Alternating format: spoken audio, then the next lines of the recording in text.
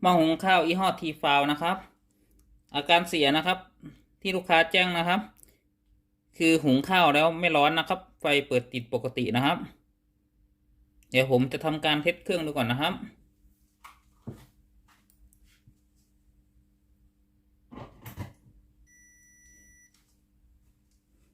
ตอนนี้หน้าจอติดปกตินะครับ ผมจะทำการเลือกในส่วนของตัวเมนูก่อนนะครับ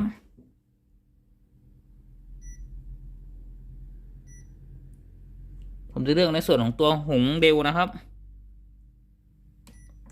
กดสตาร์ทนะครับ เดี๋ยวรอสักพักหนึ่งนะครับว่าจะร้อนหรือเปล่านะครับ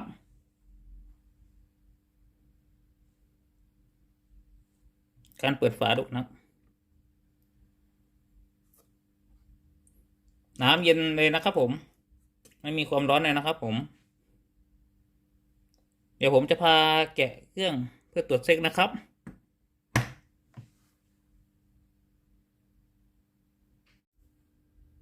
ผมจะพาแกะในส่วนของตัวฝาครอบเครื่องนะครับมีน็อตทั้งหมด4ตัวนะครับ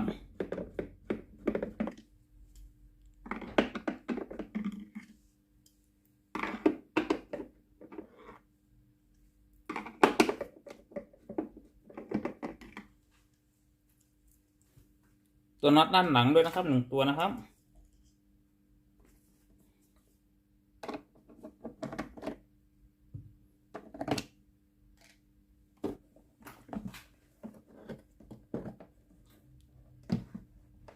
เอาหัวหม้อออกก่อนนะครับ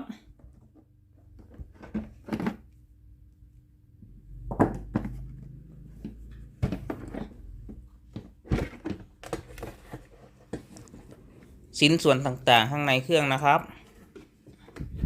มีดังต่อไปนี้ครับตัวนี้แผงดิสเพย์นะครับหรือแผงคอนโทรลนะครับส่วนตัวนี้บอร์ด power supply ครับส่วนตัวนี้คือขาฮีตเตอร์นะครับส่วนของฮีตเตอร์หุงครับส่วนตัวนี้คือโทโมสตัตนะครับและฟิลนะครับส่วนตัวนี้คือโทโมฟิลนะครับส่วนตัวนี้คือ IC Switching นะครับ ก่อนทำการซ่อมนะครับผมจะอธิบายหลักการทำงานของหม้อหุงข้าวยี่ห้อทีฟาวนะครับของรุ่นนี้นะครับผมหลักการทำงานคร่าวๆนะครับเมื่อมีการเสียบไฟนะครับ220 โวลต์นะครับผมไฟจะวิ่งมาในส่วนของตัวเส้นสีแดงนะครับตรงนี้นะครับผมเข้ามาในส่วนของตัวโทโมฟิลนะครับ1ตัวนะครับซึ่งอยู่ข้างในนี้นะครับผมโทโมฟิลฝังอยู่ข้างในโทโมสตัตนะครับอีกส่วนหนึ่งนะครับผมจะวิ่งมาเลี้ยงในส่วนของตัวบอร์ด power supply นะครับคือเส้นนี้นะครับผมรออยู่1เส้นนะครับยังไม่ทำงานนะครับไฟอีกเส้นหนึ่งนะครับผมสายสีน้ำเงินนะครับจะวิ่งมาในส่วนของตัวโทโมฟิลนะครับโทโมฟิลนะครับตรงนี้นะครับผมส่วนหนึ่งนะครับผมจะวิ่งมารอในส่วนของตัวฮีตเตอร์นะครับมารออยู่ที่ฮีตเตอร์นะครับรอการทำงานนะครับยังไม่ร้อนนะครับแล้ววิ่งมาในส่วนของตัวบอร์ด power supply นะครับประมาณเส้นนี้นะครับผมในการวัดนะครับผมวัด2เส้นนี้ครับที่ผมจับนี้นะครับผมสายสีแดงแล้วก็สายสีน้ำเงินนะครับจะต้องมีไฟ220 โวลต์นะครับผม AC นะครับถ้าไม่มีนะครับผมก็ให้ไล่กลับนะครับโทโมฟิลที่อยู่ในสะดือหม้อในโทโมสตัตเสียหรือเปล่าหรือโทโมฟิลตัวนี้ขาดหรือเปล่านะครับมี2ตัวนะครับเมื่อมีไฟมาเลี้ยงนะครับ2เส้นนะครับผมที่บอร์ด power supply นะครับระบบสวิตชิ่งนะครับผมข้างในบอร์ดนะครับก็จะทำงานนะครับผมแล้วก็จะจ่ายไฟออกมาที่ในส่วนของตัวซ็อกเก็ตนะครับผม CN1 นะครับผมคือซ็อกเก็ตตรงนี้นะครับ CN1 นะครับผมจะนับในส่วนของตัวขาฝั่งนี้นะครับเป็นขา1นะครับผมจ่ายไฟ5 โวลต์นะครับผมมาในส่วนของตัวขา5นะครับขานี้นะครับผมจ่ายไฟในส่วนนี้นะครับ5 โวลต์นะครับผมที่ขา5นะครับส่วนขา6นะครับเป็นกาวนะครับผมเมื่อวัดเทียบกับขา6กับขา5นะครับตรงมีไฟ5 โวลต์นะครับผมในส่วนนี้นะครับถ้าไม่มีนะครับผม บอร์ด power supply มีปัญหานะครับซ่อมในส่วนของตัวบอร์ด power supply นะครับเมื่อมีไฟ5โวลต์นะครับผมมาเลี้ยงในส่วนของตัวแผงดิสเพย์นะครับคือในส่วนนี้นะครับผมแผงดิสเพย์จะต้องเปิดติดนะครับผมสามารถกดสั่งงานได้นะครับถ้ามีไฟ5โวลต์มาเลี้ยงนะครับผมแผงดิสเพย์ไม่ติดนะครับผมก็ส่วนของตัวแผงดิสเพย์มีปัญหานะครับผมซ่อมในส่วนของตัวแผงดิสเพย์นะครับเมื่อมีการสั่งงานนะครับผมไม่ว่าจะเป็นกดหุงหรือนึ่งหรือทำโจ๊กนะครับผมแผงดิสเพย์นะครับผมจะจ่ายไฟคอนโทรลในส่วนของตัวดีเลย์นะครับผมคอนโทรลออกมาที่ขาเดิมนะครับผม CN01 นะครับตรงนี้นะครับผมคอนโทรลมาที่ขา4นะครับของ CN01 นะครับขานี้นะครับผมจะต้องมีไฟป้อนกลับนะครับผมเพื่อคอนโทรลให้ในส่วนของตัวดีเลย์ตัวนี้นะครับผมเพื่อให้ดีเลย์ตัวนี้นะครับผมต่อไฟเส้นนี้นะครับผมสีน้ำเงินนะครับมาเลี้ยงในส่วนของตัวฮีเตอร์นะครับฮีเตอร์ถึงจะร้อนนะครับผมในส่วนนี้นะครับหลักการทำงานคร่าวๆมีแค่นี้นะครับผมเดี๋ยวในส่วนนี้ผมจะพาตรวจเช็คในส่วนของตัวไฟมาเลี้ยงในส่วนของตัวฮีเตอร์นะครับก็คือในส่วนนี้นะครับมามีไฟมาเลี้ยงในส่วนของตัวฮีเตอร์หรือเปล่านะครับผมจะตั้งมิเตอร์วัดไฟนะครับผมอยู่ที่250โวลต์ VAC นะครับตรงนี้นะครับผมจะทำการเลือกในส่วนของตัวเมนูก่อนนะครับ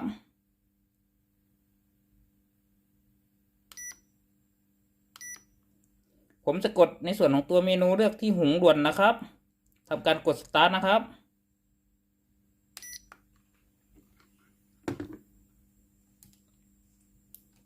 ผมทำการวัดไฟนะครับที่มาเลี้ยงในส่วนของตัวฮีเตอร์นะครับตัวนี้นะครับผมไม่มีไฟมาเลี้ยงในส่วนของตัวฮีเตอร์เลยนะครับ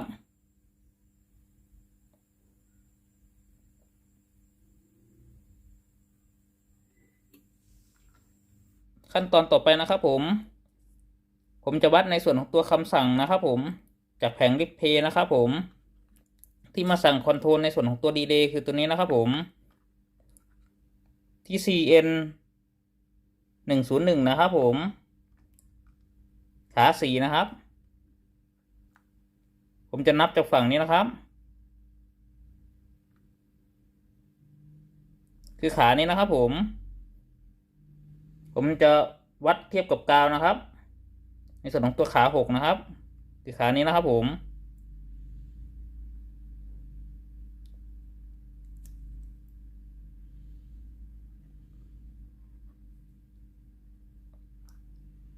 ขานี้นะครับในขานี้นะครับผมขานี้จะต้องมีคำสั่งมาจากบอร์ดคอนโทรลนะครับด้านหน้านะครับผมถ้าไม่มีไฟมานะครับผมบอร์ดดิสเพย์หรือบอร์ดคอนโทรลด้านหน้าเสียนะครับแต่ถ้ามีไฟมานะครับผมจะพาเช็คในส่วนของตัวดีเลย์ตัวนี้นะครับว่าดีเลย์ตัวนี้เป็นปัญหาหรือเปล่าครับทำไมไม่ต่อไฟมาเลี้ยงในส่วนของตัวฮีเตอร์นะครับ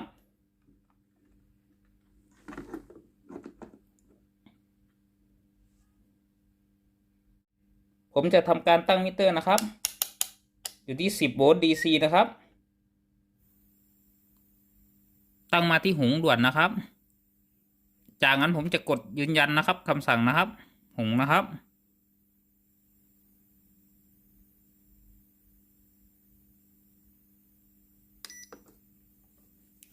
วัดไฟมาเลี้ยงนะครับ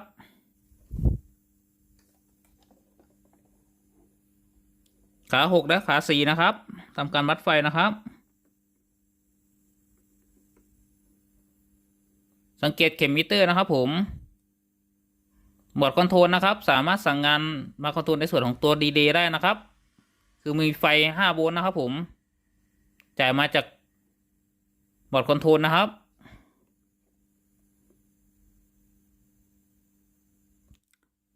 หลังจากที่มีไฟจากบอร์ดคอนโทรลนะครับผมจ่ายมาเลี้ยงในส่วนของตัวคอนโทรลดีเลย์นะครับผมจะทำการวัดในส่วนของตัวไฟมาเลี้ยงในส่วนของตัวฮีเตอร์อีกรอบหนึ่งนะครับตั้งมิเตอร์อยู่ที่250โวลต์ VAC นะครับวัด2เส้นนะครับตรงนี้ไม่มีไฟเลยนะครับผมจากการวิเคราะห์อาการเสียนะครับมีไฟ5โวลต์นะครับผมจ่ายมา ในส่วนของตัวแผงดิสเพย์นะครับด้านหน้านะครับผมสามารถกดสั่งงานได้นะครับเวลากดทำการกดหุงด่วนนะครับผมแล้วกดสตาร์ทนะครับมีไฟ5 โวลต์นะครับผมจากแผงดิสเพย์คือแผงนี้นะครับผมจ่ายมาคอนโทรลในส่วนของตัวดีเลย์นะครับคือในส่วนนี้นะครับผมที่ขา4นะครับผมเมื่อวัดเทียบกับกาวนะครับที่ขา6นะครับผมมีไฟมา5 โวลต์นะครับตัวแผงดิสเพย์ตัวนี้ดีนะครับผมในส่วนนี้นะครับเราจะมาซ่อมในส่วนของตัวแผง power supply นะครับในส่วนนี้นะครับมาซ่อมในส่วนของตัวดีเลย์คือตัวลำๆนี้นะครับผมว่าไฟจ่ายมาถึงดีเลย์หรือเปล่าครับผมจะทำการถอดน็อตออกก่อนนะครับ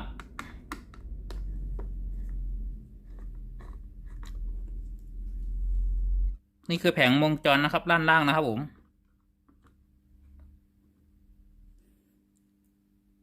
มจะไล่ในส่วนของตัวขา4นะครับผมของไฟที่คอนโทรลมาเลี้ยงในส่วนของตัวดีเลย์นะครับผมจะนับจากฝั่งนี้นะครับ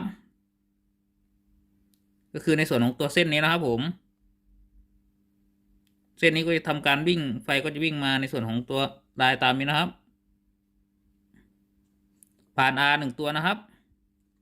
คือ R ตัวนี้นะครับผมแล้วเข้ามาในส่วนของตัวทรานซิสเตอร์1 ตัวนะครับ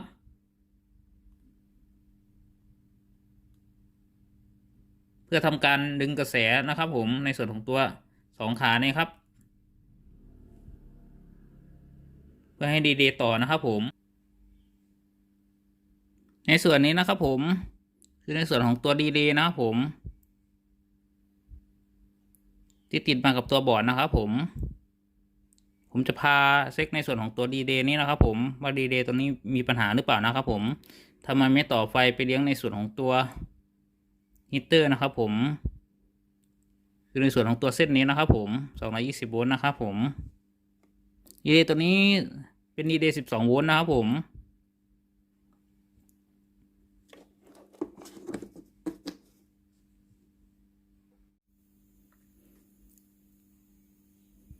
เดี๋ยวผมจะพาวัดในส่วนของตัวไฟที่ไปคอนโทรลในส่วนของตัวดีเลย์นะครับทำการเลือกเมนูก่อนนะครับผมจะเลือกเมนูหุงด่วนนะครับผมทำการกดสตาร์ทนะครับจับกาวนะครับผมจับในส่วนของตัวดีเลย์ฝั่งนี้นะครับตอนนี้มีไฟอยู่นะครับผม12 โวลต์นะครับรอคำสั่งในส่วนของตัวแผงดิสเพย์นะครับผมจะสั่งคอนโทรลดีเลย์มานะครับไฟถึงจะตกนะครับสังเกตดูเข็มมิเตอร์นะครับผมเข็มมิเตอร์ตกเลยนะครับในส่วนนี้แผงคอนโทรลนะครับผมสามารถสั่งงานคอนโทรลดีเลย์ได้นะครับผมจะวัดดูอีกฝั่งหนึ่งนะครับเห็นไหมครับผมอีกฝั่งหนึ่งมีไฟประมาณ9 โวลต์นะครับผมตอนนี้คือในส่วนของตัวดีเลย์นี้ทำงานได้นะครับ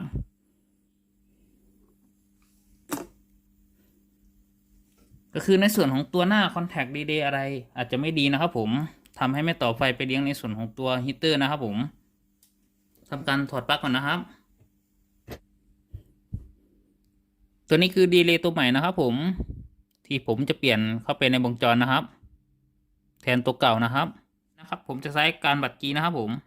4 ขานะครับ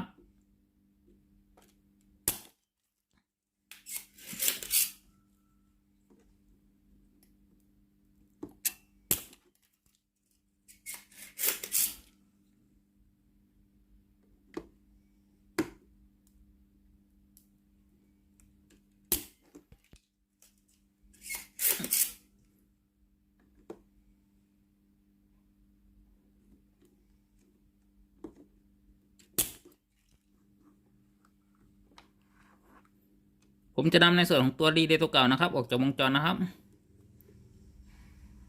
ผมจะใส่ในส่วนของตัวรีเลย์ตัวใหม่นะครับเข้าไปในวงจรนะครับ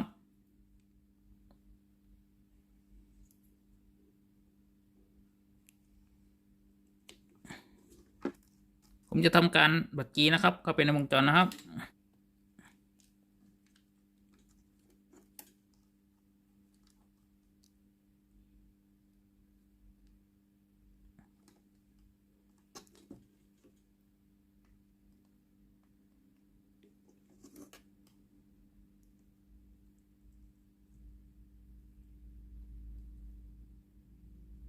ผมจะทำการล้างปิ้นนะครับด้วยทินเนอร์นะครับ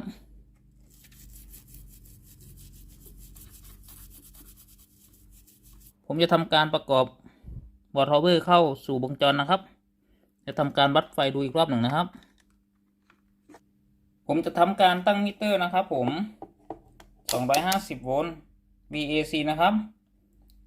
จะวัดไฟมาเลี้ยงในส่วนของตัวฮีตเตอร์นะครับฮีตเตอร์ก็คือในส่วนของตัว2 ขานี้นะครับผมจะทำการกดคำสั่งนะครับหุงข้าวนะครับ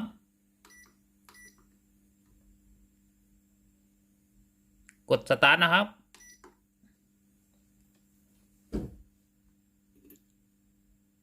วัดไฟมาเลี้ยงในส่วนของตัวฮีตเตอร์นะครับรอสักพักนะครับมีไฟต่อมาเลี้ยงนะครับผม220 โวลต์ VAC นะครับผมมาเลี้ยงในส่วนของตัวฮีตเตอร์นะครับฮีตเตอร์จะต้องร้อนนะครับผมหลังจากที่ผมทำการเปลี่ยนในส่วนของตัวดีเลย์ไปแล้วนะครับตัวนี้มีไฟมาเลี้ยงในส่วนของตัวฮีตเตอร์เลยนะครับฮีตเตอร์จะต้องร้อนนะครับผมจะพาเทสในส่วนของตัวเซ็นเซอร์นะครับเซ็นเซอร์ของรุ่นนี้นะครับผมมี2 ตัวนะครับตัวสีขาวนะครับผมคือเซ็นเซอร์ของฝาบนด้านบนนะครับผมจะทำการถอดออกนะครับถ้าสมมติว่าในส่วนของตัวเซ็นเซอร์ตัวนี้นะครับขาดนะครับผมเครื่องจะเกิดปัญหาอะไรขึ้นนะครับ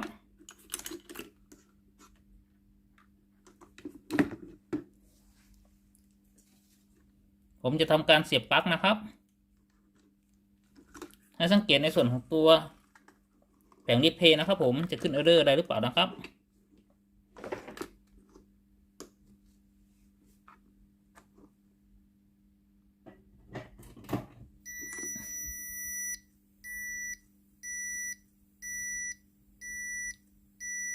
ขึ้น E0 นะครับผมก็คือในส่วนของตัวเซ็นเซอร์ข้างบนขาดนะครับเจออาการนี้นะครับผม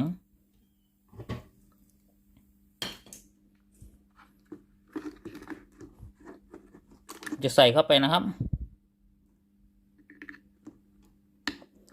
ผมจะถอดในส่วนของตัวเซ็นเซอร์นะครับผมที่เป็นโทโมสตัตนะครับตรงสะดือหม้อนะครับเส้นนี้นะครับไม่จะขึ้นอาการอะไรนะครับแล้วผมจะทำการเสียบปลั๊กนะครับให้สังเกตในส่วนของตัวหน้าจอนะครับจะขึ้นเออร์เรอร์อะไรนะครับ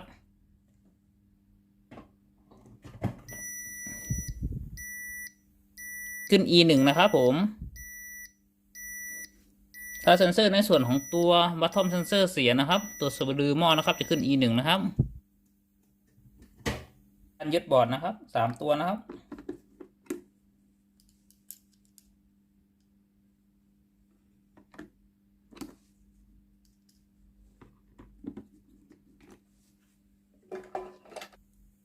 ก่อนประกอบนะครับผมจะพาทำการวัดไฟมาเลี้ยงในส่วนของตัวฮีตเตอร์อีกรอบหนึ่งนะครับจะกดหุงนะครับ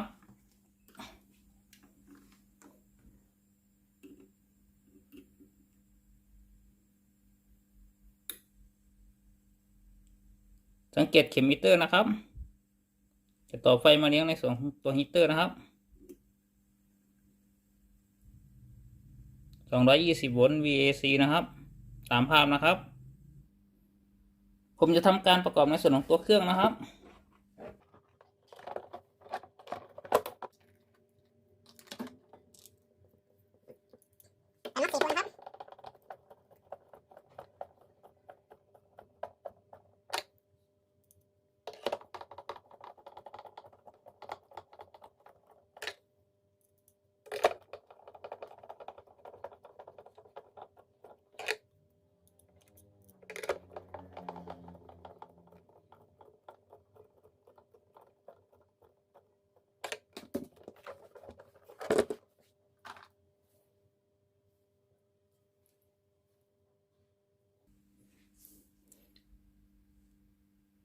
ใส่ในส่วนของตัวหูหิ้วก่อนนะครับ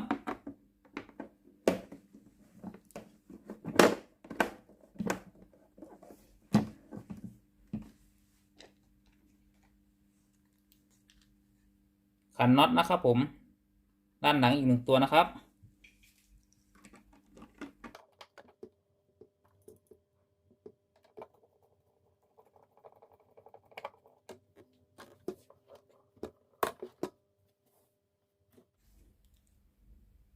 หลังจากที่ผมประกอบในส่วนของตัวเครื่องเสร็จแล้วนะครับผมจะทำการเทสเครื่องดูอีกรอบหนึ่งนะครับว่าเครื่องมันสามารถหุงข้าวได้หรือเปล่าครับหุงแล้วหม้อหุงข้าวมันร้อนหรือเปล่านะครับผมจะทำการกดในส่วนของตัวเมนูก่อนนะครับ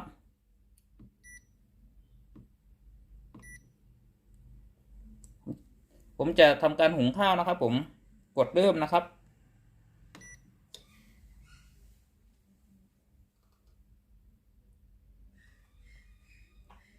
ผมจะวางเครื่องไว้ก่อนนะครับ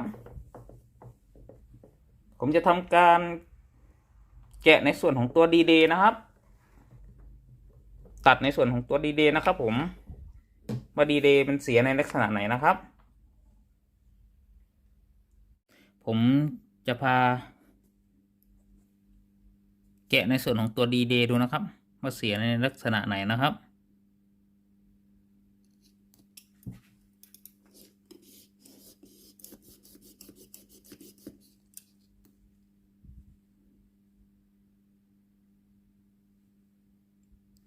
เสียในลักษณะหน้าคอนแทคนะครับสกปรกนะครับหลังจากที่ผมแกะดูในส่วนของตัวดีเลย์แล้วนะครับผมจะพามาดูในส่วนของตัวหม้อหุงข้าวนะครับที่เราตั้งหุงไว้นะครับผมว่าน้ำมันเดือดหรือเปล่านะครับหรือมันร้อนหรือเปล่านะครับทำการเปิดหม้อหุงข้าวนะครับตัวนี้น้ำเดือดนะครับผมสามารถต้มน้ำได้นะครับผม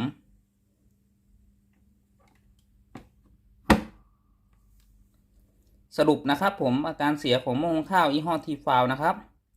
อาการไฟเข้าปกตินะครับผมแต่ว่าหุงข้าวได้ไม่ร้อนนะครับผมมีอะไรเสีย1ชิ้นนะครับผมคือในส่วนของตัวดีเลย์นะครับผม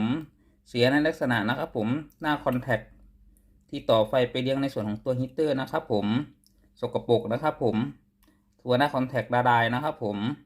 เมื่อใช้งานเป็นนานๆนะครับผมขอบคุณมากๆครับที่ติดตามชมคลิปวิดีโอครับขอบคุณครับผมฝากกดไลค์กดติดตามช่องให้ด้วยนะครับขอบคุณครับเจอกันใหม่คลิปหน้าครับสวัสดีครับผม